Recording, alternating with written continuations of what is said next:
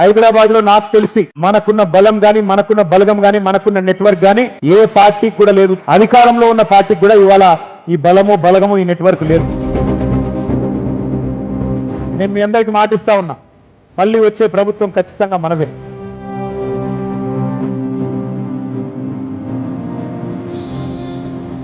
ఖచ్చితంగా మళ్ళీ గులాబీ జెండాని సెక్రటేరియట్ మీద ఎగరేయడమే లక్ష్యంగా కలిసికట్టుగా కదం తొక్కుదాం.